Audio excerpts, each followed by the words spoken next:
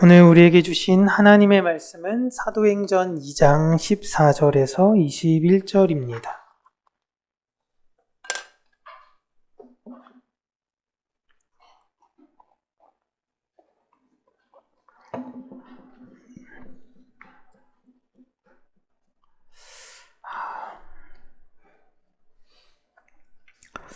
사도행전 2장 14절에서 21절 우리 함께 읽겠습니다.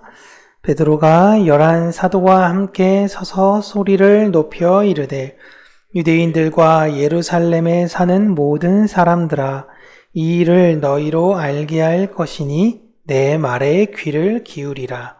때가 제3시니 너희 생각과 같이 이 사람들이 취한 것이 아니라 이는 곧 선지자 요엘을 통하여 말씀하신 것이니 일렀을 하나님이 말씀하시기를 말세에 내가 내 영을 모든 육체에 부어주리니 너희의 자녀들은 예언할 것이요 너희의 젊은이들은 환상을 보고 너희의 늙은이들은 꿈을 꾸리라. 그때 내가 내 영을 내 남종과 여종들에게 부어주리니 그들이 예언할 것이요 또 내가 위로 하늘에서는 기사를 아래로 땅에서는 징조를 베풀리니 곧 피와 불과 연기로다.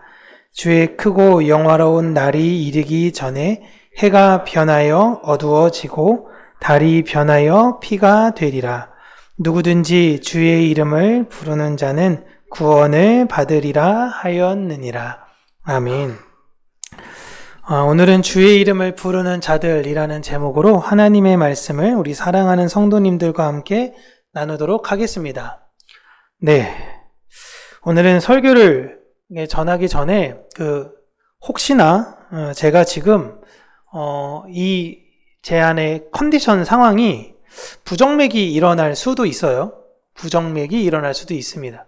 네, 당황하지 마시라는 이야기로 이야기하는 거예요. 아닐 수도 있는데 그럴 수도 있어서 만약에 부정맥이 일어나게 되면 그러니까 설교가 중단되어지고 갈 수도 있어요. 네, 그렇게 되는데 당황하지 마시라는 거를 먼저 말씀드리고 일단은 설교를 시작하도록 하겠습니다. 최대한 흥분하지 않고 자제해가면서 하도록 하겠습니다.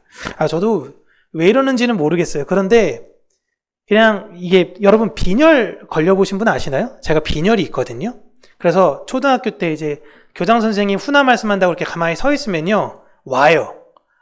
쓰러지겠구나. 이게 옵니다. 그러면 쓰러져요. 그러니까 지금도 이 부정맥이 올 수도 있겠구나라는 마음이 있어서 혹시나 갑자기 픽 하게 됐을 때 너무 당황하실까봐 제가 먼저 선제적으로 이야기를 해 놓은 것입니다. 자, 오늘 본문 21절을 보시면요. 누구든지 주의 이름을 부르는 자는 구원을 받는다 라고 이야기를 해요. 너무너무 유명한 구절입니다. 너무너무. 이 한 절의 해석으로 기독교 신학이 크게 두 줄기로 나뉘게 되는데요. 그걸 흔히 칼빈주의와 아르미니우스주의라고 나뉩니다. 이 둘은 현재에 있어서는 서로 대척점이 되는 성경 해석을 해요. 칼빈주의는 주의 이름을 부르게 되는 자들이 이미 결정되어진 것이고 그들이 하나님의 때에 드러나게 되어 주의 이름을 부른다라고 해석을 하여 구원의 주체가 오직 하나님에게만 있고 구원은 하나님만이 완성하신다라는 것을 성경을 해석합니다.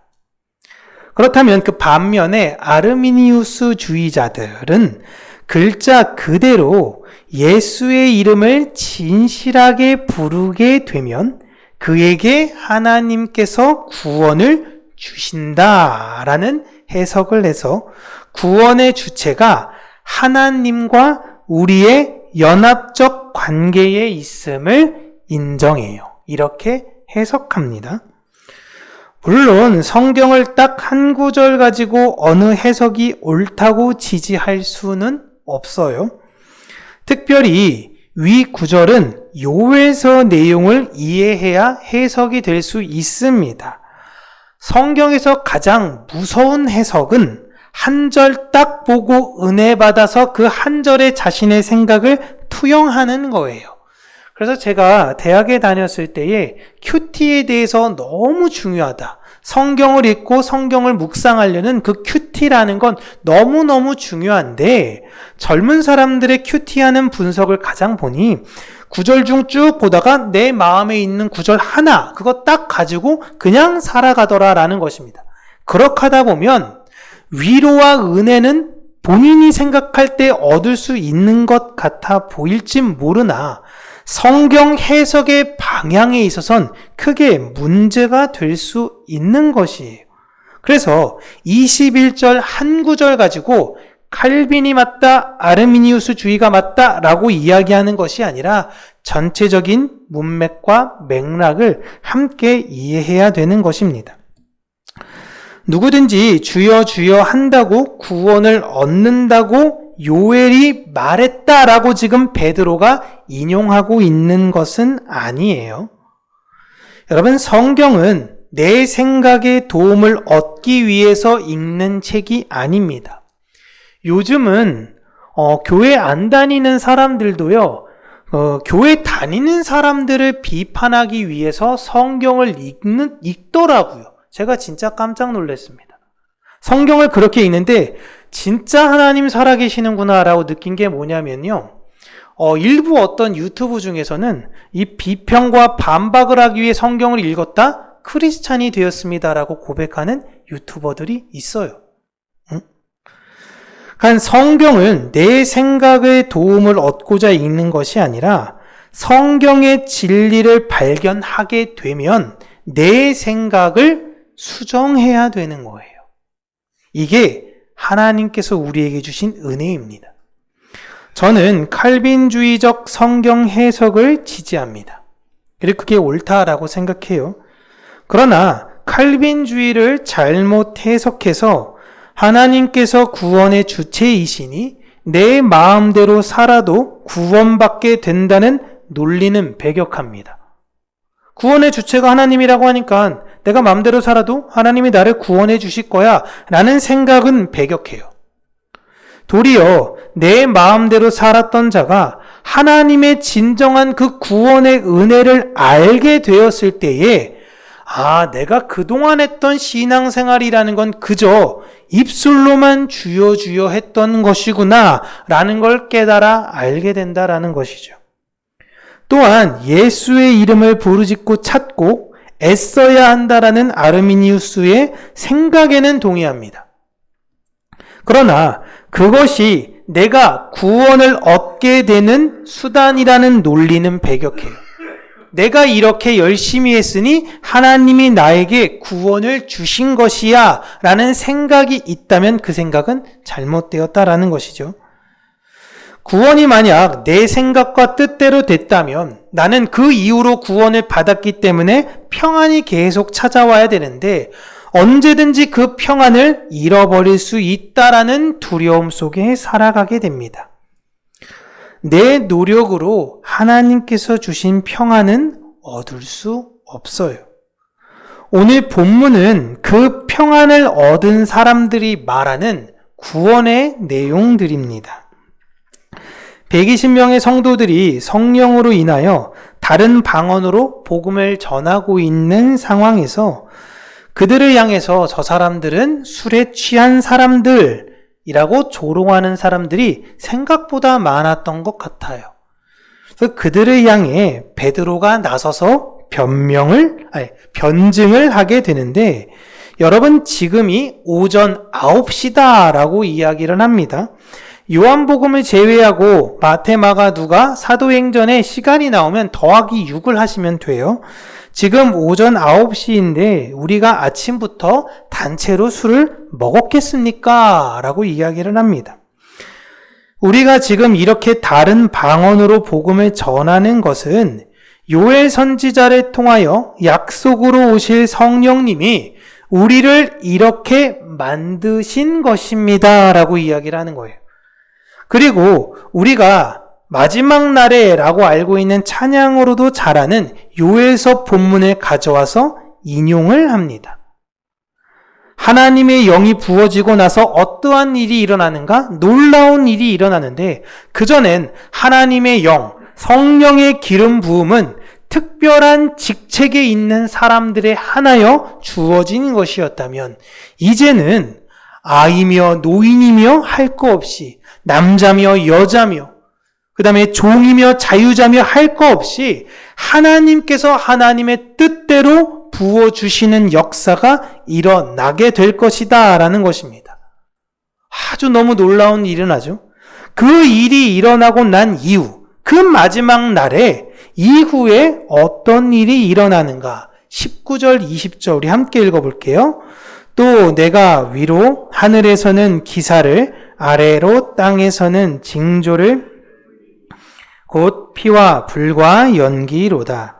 주의 크고 영화로운 날이 이르기 전에 해가 변하여 어두워지고 달이 변하여 피가 되리라. 아멘. 하늘에서는 기사를 땅에서는 징조가 나온다라고 이야기하는데 이 말은 온 세상이 놀라운 일로 가득하게 될 것이다 라는 것입니다. 곧 피와 불과 연기라고 해요. 그런데 이 피와 불과 연기를 상징하는 건 전쟁입니다. 하나님께서 영을 부어주셨어요. 모든 사람들이 하나님의 은혜와 사랑 안에서 하나님의 복음을 전하는 시대가 되었는데 그 시대는 어떠한 시대냐? 전쟁이 일어나는 시대다라는 것입니다. 그리고 주님이 재림하시는 그날 전까진 해가 변하고 어두워지고 달이 변하여 피, 즉 천재지변이 일어나게 될 것을 이야기하고 계세요. 즉 마지막 날에는 성령께서 오셔서 그가 택한 모든 자들을 부르시고 그들을 통해서 사명과 소명을 주시는데 그 사명과 소명을 가진 자들이 나가야 하는 세상이 어떤 상황이냐?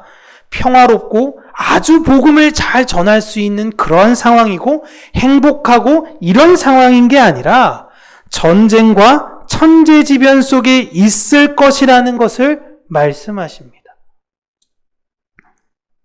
그때에 성령과 함께 한 자들이 주의 이름을 이 세상에 부를 것이다 라고 이야기하고 있는 내용이에요. 즉 성령이 오시고 나서 전쟁과 천재지변이 일어나 모두가 두려워하며 구원을 바랄 때에 성령과 연합된 교회들은 평안으로 살며 평안을 전하게 될 것을 말씀하시는 것입니다. 즉 이 말이 뭐예요? 베드로와 그 120명의 문도가 우리는 평안을 가진 사람들입니다 라는 걸 이야기하고 있는 거예요. 누구든지 라는 것은 구약에 있는 기름 부음 받은 사람들에게만 성령이 역사하시는 것이 아니라 이제는 아무에게든지 왕인, 선지자, 제사장 이런 직분자가 아니더라도 성령께서 기름을 부으셔서 그들이 환난 날에 주를 부르게 하시고 하나님이 구원을 그들에게 주신다라는 것입니다. 이 내용을 하박국 선지자는 오직 의인은 믿음으로 말미암아 살 것이라고 말했습니다. 어떠한 두려운 상황, 전쟁의 상황, 내 포도나무, 내 무화과나무, 내 양, 내 소, 내가 먹을 것 하나도 없이 다 빼앗긴 그런 처참한 상황에서도 난 여호와로 인하여 기뻐하며 그의 이름을 즐거이 부르겠다. 그런 의인들은 어떠한 상황에서도 평안을 노래하며 살게 되고 오직 주의 이름 안에서 구원을 누리게 될 것이다라고 하박국 선지자도 예언을 했죠. 같은 내용을 사도 바울은 로마서에서 이렇게 이야기를 합니다. 로마서 1장 16절 17절 같이 읽을게요. 내가 복음을 부끄러워하지 아니하노니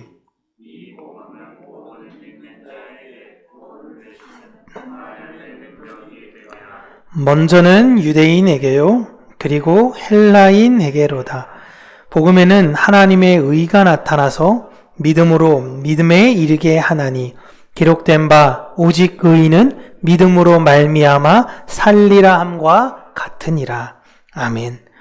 성령으로 인하여 예수라는 복음이 유대인에게 왔고 오순절에 있던 그 유대인들이 돌아가 이방인들에게 복음이 전해지는 하나님의 뜻이 나타나고 그 뜻을 이해하는 자들은 믿음으로 삶을 살게 될 것이다 라고 바울은 로마 교회에 이야기를 합니다. 우리에게는 우리 안에 붙드시고 우리를 지키신 주님이 계시다라는 믿음이 있으니 교회는 어떤 환경이 있어도 무너지지 않는다라고 이야기를 하고 있어요. 우리는 그 믿음으로 사는 사람들입니다. 지금 베드로가 인용한 요엘서의 내용을 바울도 인용을 하는데 로마서 10장 11절에서 13절에 제가 읽어드릴게요. 성경에 이르되 누구든지 그를 믿는 자는 부끄러움을 당하지 아니하리라 하니 유대인이나 헬라인이나 차별이 없음이라. 한 분이신 주께서 모든 사람의 주가 되사 그를 부르는 모든 사람에게 부요하시도다. 누구든지 주의 이름을 부르는 자는 구원을 받으리라. 아멘. 예수를 믿는 자는 이 세상을 어떻게 사느냐? 당당하게 산다라는 것입니다. 유대인들의 행위로 구원을 얻은 것이 아닌 하나님의 부르심으로 구원을 얻었듯이 여러분들 유대인들이 우리는 율법을 지켜서 제사를 해서 하나님이 우리를 구원했어 라는 식의 해석을 갖고 살아가는 사람이 있는데 사도 바울이 그들에게 이야기합니다. 아브라함에게 무슨 율법이 있었냐? 아브라함에게 무슨 제사 방식이 있었냐? 아브라함 때에 그런 게 있었냐? 그럼 노아의 때엔 그런 게 있었냐? 모세 이후로 있지 않았냐? 그럼 그 전에 있는 사람들은 무슨 사람들이냐? 율법도 못 지키면서 살아가는 사람들인데 그 사람들은 구원 못 받은 것이냐? 사도 바울이 질문할 때 할 말이 없는 거예요. 아브라함이 하나님을 믿음에 하나님이 이를 의로 여겼다. 끝. 구원은 우리에게 행위로 얻는 것이 아닌 우리가 하나님께서 우리를 통해서 이루실 걸 믿는 자들이 얻게 되는 것이 구원이다라는 것입니다. 유대인이 이렇게 하나님의 은혜로 부르심을 받았듯이 교회도 예수님의 부르심으로 구원을 얻은 존재들입니다. 구원은 하나님께서 주신 것이에요. 내 행위가 아닌 하나님의 일하심에 믿고 감사한 사람들이 바로 교회인 것입니다. 세상은 전쟁이 나고요. 재해와 역병과 수많은 일들이 일어나서 그것들이 사람들을 끊임없이 두렵게 만듭니다. 그러나 성령께서 역사된 자들은 하나님의 뜻이 무엇인지를 알기에 이 세상을 살아가며 평안을 누리고 담대함으로 살아갈 수 있게 되는 것입니다. 코로나 같은 질병이 그거보다 훨씬 더 독한 어떤 치사율, 막 50%, 60% 넘는 질병이 우리에게 당장 닥칠 수도 있어요. 그런 상황 가운데 이 세상 사람들은 똑같이 두려워할 겁니다. 똑같이 무서워하고 질병을 퍼뜨린 사람들을 정죄하며 비난할 거예요. 그게 이 세상 사람들의 연약하고 두려운 모습이에요. 그때 하나님이 살아계시구나 라는 걸 보여야 되는 무리가 바로 교회인 것입니다. 그런데 이게 우리의 열심으로 되어지지가 않아요, 여러분.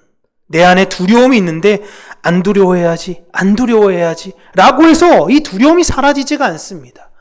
예수님을 초청하셔야 돼요. 성령님을 초청하셔야 돼요. 하나님 나를 붙들어 주세요. 성령님 나를 붙들어 주세요. 지금 베드로가 그곳에 모여있는 사람들한테 여러분 우리들의 상황을 보십시오 라고 이야기를 하고 있는 겁니다. 자신들이 어떤 존재입니까? 예수를 따랐던 자들로 잡혀서 너희들이 여전히 예수 그리스도를 계속 옹호하면요 어떻게 죽을지 몰라요. 돌에 맞아 죽을 수도 있고요. 진짜 어떻게 죽을지를 몰라요. 여러분 이들이 그렇다고 해서 쌓아둔 무슨 재산이나 인맥이 있습니까? 아무것도 없어요. 아무것도. 예수님 죽음으로 인해서 그냥 다 끝난 사람들이라고 사람들이 여겼습니다. 그렇다면 어디 조용한 데 숨어서 제 신분을 위장하면서 살아야 되는 거 아닌가요? 그래도 배운 건 있어서 그 어부를 하거나 난 돈 잘 세리 다시 한번 다른 지역 가가지고 그거 직업 그냥 하고 숨어가지고 그냥 먹기 위해서 살면 되는데 더욱더 담대하게 예수 그리스도를 외치며 우리가 이렇게 외치게 되는 것은 우리의 힘이 아니다라는 걸 베드로는 이야기하고 있는 것입니다. 여러분, 우리가 이렇게 정신 나간 사람들이 아니다라는 것입니다. 진짜 예수님은 살아나셨고 예수님이 하나님이 보내신 메시아시며 참된 하나님이십니다. 이것을 성령께서 우리에게 오셔서 전하라고 하신 것입니다. 라고 담대히 외치고 있는 거예요. 그 사람들이 볼 때 진짜 이 사람들 목숨 건 사람들이에요. 복음은 성경 글자 그대로도 능력이 있습니다. 그러나 복음을 전하는 일을 통해 더욱 강력한 역사가 이루어져요. 사람들은 진짜 두려움 없이 성령의 능력으로 복음을 전하는 이들을 보며 충격받게 되는 것입니다. 제가 하나 영상을 여러분들과 함께 나누려고 하는데요. 여러분 혹시 교회 오빠라는 책 읽어보신 거 있으십니까? 다큐멘터리에서도 나왔기도 했는데요. 이 작품을 만들었던 PD는 예수님을 안 믿는 사람이었습니다. 예수님을 안 믿는 사람이었는데 이 사람이 이 내용에 관해서 깊게 이제 관심을 기울이면서 이분들에 대해서 계속 취재하고 인터뷰하면서 마음 안에서 자기가 무엇인지 모르겠는데 어떻게 이럴 수가 있지? 라는 생각이 계속 들었대요. 그래서 맨 마지막에 들었던 이분이 지금 크리스찬인지 아닌지는 저는 모르겠습니다. 이 PD님이 얘기했던 게 뭐냐면요. 하나님은 살아계신 것 같아 라는 거였어요. 그걸 누굴 통해서 보는 거예요? 하나님께서 보내신 하나님의 복음을 가진 자로. 근데 이분이 어떤 상황이에요? 어떤 상황이냐면요. 이 이관희 씨는 퀄컴 코리아라는 회사에서 차장으로 있었던 아주 전도 유명한 사람이었습니다. 그리고 이제 사랑하는 아내를 만나서 결혼하고 이제 아이를 낳았어요. 아이가 3살 되던 때에 대장암 4기 판단을 받습니다. 잘 나가고 사랑하는 아내와 어여쁜 아이와 함께 이제 신앙생활 잘 했다고 생각하고 했는데 대장암 4기래요. 얼마 못 산대요. 그 얼마 지나지 않아서 어머니가 돌아가셨어요. 그리고 좀 지나서 아내가 혈액암 4기에 걸렸다라고 합니다. 이 가정은 예수님 열심히 믿었거든요. 하나님 뜻대로 하나님 안에서 열심히 교회 섬기며 충성과 봉사 있는 것도 정말 열심히 했는데 이런 사람에게서 어떻게 여러분 예수 믿으라 라고 이야기하면 여러분 무엇이라고 이야기하시겠습니까? 욥의 아내가 욥에게 무엇을 했죠? 욥이 잘 나갈 땐 아무 말도 안 했습니다. 하나님 계신 것 같네. 근데 욥이 비참한 상황에 처합니다. 자신의 아들도 다 죽고 다 망하게 될 때 자기의 몸 안에는 정말 너무 심각한 질병으로 인해 괴로워하고 있을 때 하나님 저주하고 죽으라 그랬습니다. 하나님 없어 라는 겁니다. 저 사람이 복음 전할 상황이 안 돼 라고 이야기를 하는데 복을 누리는 사람들이 예수 믿으면 나처럼 복받아 이런 이야기를 우리가 이 세상 가운데 할 수 있는가라는 걸 다시 한번 이 영상을 보고 나서 함께 이야기하도록 하겠습니다. 신앙 안에 있으신 분들이 다 동일한 생각을 가지고 계시겠지만 내가 내 자녀를 사랑해야지, 내가 자녀에게 무언가를 줘야지, 내가 어떤 걸 해야지 라고 생각하면 도리어 그 사랑에 대한 부작용이 많이 발생이 되는 것 같더라고요. 근데 놀랍게 내가 하나님에 대한 사랑을 집중하고 하나님을 더 알아가야지, 그 사랑을 아는 만큼 그 사랑을 표현할 수 있는 만큼 흘려줘야지 라고 했을 때는 그 아이가 그 사랑을 온전히 흡수하게 되는 것을 보게 되었습니다. 우리가 해야 되는 것은 내가 누군가에게 무언가를 해야지라는 것이 아니라 먼저 하나님의 그 마음이 우리 안에 올 수 있도록, 그리고 그 마음을 하나님 저는 그냥 통로예요. 그냥 하나님의 사랑을 잘 흘려보는 자가 되게 해주세요 라는 마음으로 이 세상을 사는 것밖에 없습니다.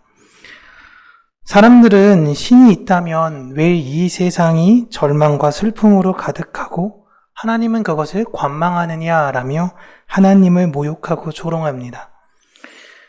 하나님은 자신이 만든 피조물에게도 그런 모욕을 겪으심에도 자신을 사랑하는 자들을 통해 하나님이 어떠하신 분인가를 드러내고 싶으신 거예요. 하나님은 끝까지 인내하시고 계십니다. 누구를 위해서 인내하시냐? 자신의 백성인 우리를 위해서 인내하고 계시는 거예요. 끊임없이 오해받으시고 끊임없이 비난받으시지만 교회야, 네가 내 사랑을 온전히 알아 이 세상에 왜곡된 나에 대해서 그 사랑을 알려주겠니? 사랑하는 아들아, 사랑하는 딸아, 절망의 상황에서 너는 나를 온전히 찾으며 부를 수 있니? 고통의 상황에 감사로 노래할 수 있니? 이러한 사람이 있다라는 걸 하나님이 보여주고 싶으신 거예요. 하나님이 왜 마귀가 내가 이렇게 저렇게 시험하면 저 욥이라는 사람은 하나님을 버릴 겁니다 라고 할 때 하나님께서 어디 한번 해봐 라고 허용하신 이유는 저 욥은 어떠한 상황이 있어도 나를 버리지 않을 거라는 굳은 신뢰가 있었기 때문에 그런 것입니다. 저는 우리 평강교회가 그러한 교회가 되었으면 좋겠어요. 어떠한 어려운 상황, 어떠한 힘든 상황에서도 우리 안에는 하나님의 은혜와 사랑으로 날마다 감사하는 교회. 우리 안에 내가 누군가에게 사랑을 주려고 애쓰는 것도 있지만 내가 먼저 하나님의 사랑을 잘 알아 그 사랑의 통로로 쓰이기 위해서 기도하는 교회. 우리 교회가 그렇게 하나님을 부르짖으며 하나님을 찾으며 나아가는 이 세상을 두려움 가운데 사는 것이 아닌 담대함으로 살아가는 교회가 되기를 주님의 이름으로 축복합니다. 기도하겠습니다. 살아계신 하나님 아버지, 우리가 이 세상을 살면서 하나님을 통해서 이거 주세요, 저거 주세요. 나 안 아프게 해주세요, 건강하게 해주세요. 어린 아이와 같이 하나님의 마음에 대해서 헤아리기보다는 내 생각과 내 뜻만을 주장하며 때를 쓰는 자가 되는 것이 아닌 내가 예수 그리스도의 장성한 분량에 이르기까지 아버지여, 아버지의 뜻이거든 이 잔을 내게서 거두지 말아달라라는 고백하는 것처럼 우리 또한 그러한 믿음의 고백으로 하나님께 나아가는 성숙된 자녀들이 되어지기를 간절히 원합니다. 그렇게 힘들고 어려울 때에 우리가 주의 이름을 부르게 하여 주시고 주의 이름을 부를 때에 우리가 이 세상에서 누릴 수 없는 평안과 안전함을 누리게 하여 주시며 이 세상이 두려워하며 이 세상이 걱정 속에 살아갈 때에 참된 평안을 그들에게 전하며 하나님을 가진 자로서 담대히 이 세상을 이기고 승리하는 자의 모습을 보이는 우리 평강교회 모든 성도님들이 될 수 있도록 은혜 더하여 주시옵소서. 예수님 이름으로 기도합니다. 아멘.